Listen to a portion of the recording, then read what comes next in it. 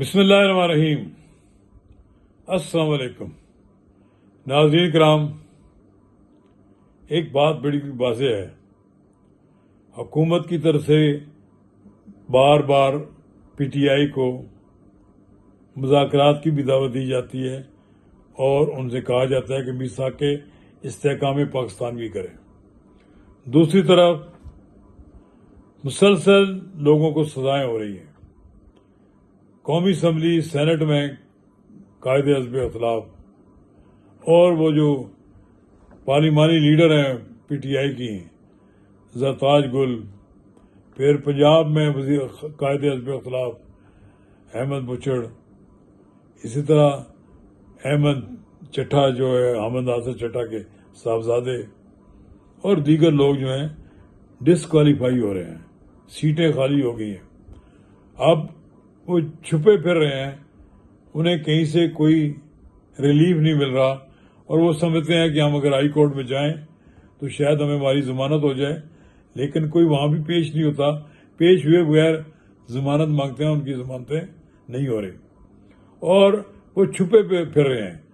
حکومت بھی ان کو گرفتار نہیں کرے گی، معلوم ہے کہ کہاں لوگ ہیں، کس کس جگہ پر ہیں۔ حکومت گرفتار کرنے کے بجائے اسی معاملہ پہ رکھنا چاہتی ہے، کوئی چھپے رہے۔ سیٹیں خالی ہو گئی ہیں، نئے ضمنی انتخابات کی تیاری ہو رہی ہے اور مجھے لگتا ہے کہ آنے والے دنوں میں یہ ضمنی انتخاب کا مرحلہ بھی طے ہو جائے گا اور جو سیٹیں خالی ہوئی ہیں ان کی جگہ پر ہو جائے گی اور پھر یہ لوگ جن کی سیٹیں خالی ہوئی ہیں یہ عدالتوں میں انصاف کے لیے دھکے کھاتے رہیں گے۔ تو ناظرین کرام، قبل اس کا آگے بڑھیں، اگر آپ نے میرا یوٹیوب چینل نواز رضا کے ساتھ اب تک سبسکرائب نہیں کیا تو براہ کرم فوری طور پر سبسکرائب کریں، لائک کریں اور اب آپ کے ساتھ شیئر کریں اور آئیکن کا وہ بٹن دبانا نہ بھولیے کہ جب ہم ویڈیو لوڈ کریں تو سب سے پہلے آپ کو اطلاع ملے۔ تو ناظرین کرام، جہاں تک حکومت کا تعلق ہے، مذاکرات کے بارے میں مجھے وہ بھی سنجیدہ نظر نہیں آتی۔ وہ ایک ہوتا ہے نا مذاکرات کا کھیل اور ایجیٹیشن کا کھیل، یہ ایک قسم کا کھیل دونوں کھیل رہے ہیں۔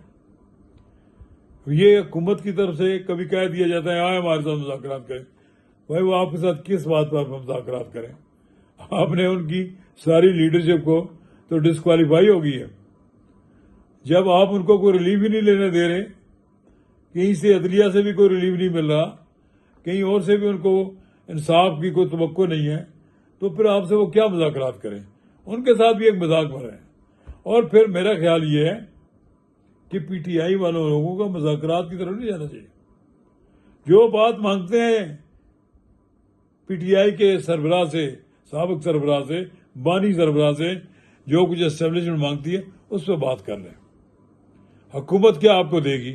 وہ تو بیچارے خود بیساکھیوں کے محتاج ہیں۔ اس لیے آپ بات کریں وہی جہاں ہونی ہے۔ اگرچہ لوگ یہ کہتے ہیں کہ آئین کے خلاف ہے ان کے ساتھ بات کرنا، لیکن سب کچھ نظر آتا ہے کہ پیچھے اصل میں قوت کن لوگوں کی ہے۔ ان کے ساتھ بات بنا کر چلنی ہے تو ٹھیک ہے۔ یہ اصل معاملہ یہ ہے کہ خان صاحب کو سرنڈر کرنا پڑے گا۔ خان صاحب ابھی تک لوگ کہتے ہیں ڈٹے ہوئے ہیں، میں بھی کہتا ہوں انہوں نے بھی جیل کاٹ لی ہے 2 سال سے زیادہ۔ میں نے پوچھا لوگوں، یہاں جیل اڈیالہ جیل میں بڑے لوگ رہ چکے ہیں۔ خان صاحب کو پتا ہے کہ ان کے سیاسی مخالف نواز شریف اور ان کی بیٹی بھی رہ چکی ہیں۔ آج اگر ان کی بیوی اور وہ دونوں جیل میں ہیں اور ایک ہی جیل کے مختلف سیل میں ہیں اور ہفتے میں ایک بار ملاقات کراتے ہیں، تو یہ جو آپ بڑی باتیں کرتے تھے نا امریکہ میں کھڑے ہو کر بھی، اور پتہ نہیں کہاں سے میں جاؤں گا، فلاں کا اے سی اتار دوں گا، فلاں کا ٹی وی لے لوں گا، فلاں کا یہ کر لوں گا، یہ جو آپ خدائی دعوے کرتے تھے آج وہ آپ کے منہ پڑ رہے ہیں۔ کاش آپ وہاں پر بھی انکساری کی بات کرتے۔ مجھے ان لیڈروں کی عزت کرتا ہوں جن کے اندر انکساری ہو، جو دوسروں کا نام بھی عزت سے لیں اور خود بھی یہ سوچیں کہ کل ان پر بھی برا وقت آ سکتا ہے۔ آج مجھے یاد ہے مشاہد اللہ مرحوم ہوتے تھے کہ جن کے جو بار بار سینٹ میں کہتے تھے کہ میں آپ کو روتا ہوا دیکھ رہا ہوں، آپ روئیں گے، چلائیں گے، اور پھر اس وقت آپ کی مدد کے لیے کوئی نہیں آئے گا۔ یہ ابھی ان کی حکومت ختم نہیں ہوئی تھی عمران خان کی، اس وقت انہوں نے کہا تھا، پھر وہی ہوا۔ آپ نے دیکھا کہ اب لوگ روتے ہیں، اور جی فلاں خاتون جو ہے وہ تو اس نے کچھ کیا ہی نہیں۔ جب اس کی ویڈیو دکھائی جاتی ہے، کوئی جلوس کی قیادت کر رہی ہے، جب یہ بتایا جاتا ہے کہ وہ جناب راستے میں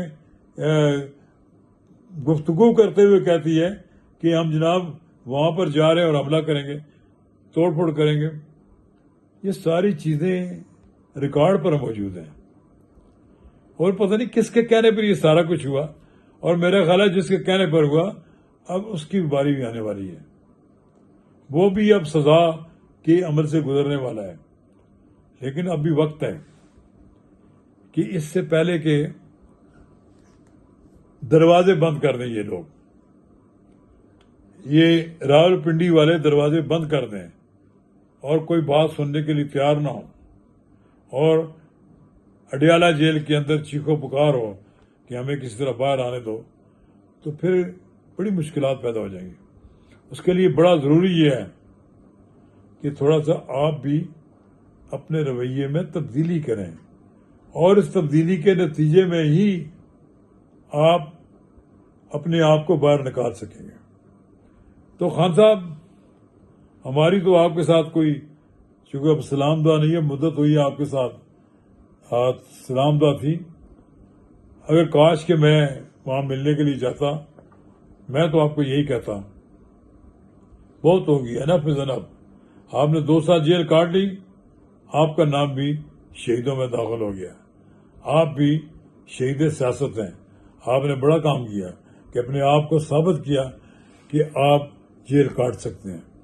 ہم آپ کو بزدل نہیں کہیں گے، لیکن یہ ضرور کہیں گے کہ آپ کو سیاست کرنا نہیں آ رہی، آپ سیاسی مسلطوں کے سامنے اپنا کو تانا بانا نہیں بن رہے، آپ سیاسی مسلطوں کے سامنے اپنے آپ کو جھکا لیں۔ پالیٹیشین راستہ نکالتا ہے، آپ ایک بار اپنے آپ کو باہر نکال لیں تو بہت سی آسانیاں ہو جائیں گی۔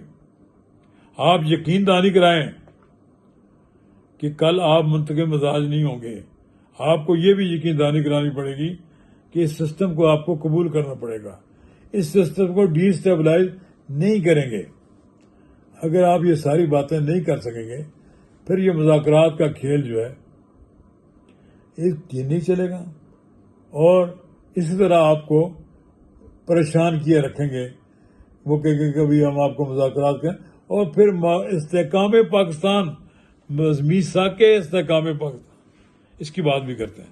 آپ کی پارٹی تو اب کہہ چکی ہے سیاسی ڈائلاگ کی، یعنی سیاسی ڈائلاگ آپ نے کرنا ہی ہے تو محمود خان اچکزئی کی ذکر کریں، اور پھر انہوں نے بھی نیا میثاق جمہوریت انہوں نے کام کریں، نیا میثاق جمہوریت بھی کر لیں، اس میں ساری جماعتیں ایک دوسرے کے ساتھ مل کر بیٹھ جائیں اور بالآخر کوئی راستہ نکال لیں، تو ممکن ہے آپ کی رہائی بھی ہو جائے اور ملک میں سیاسی استحکام بھی آ جائے۔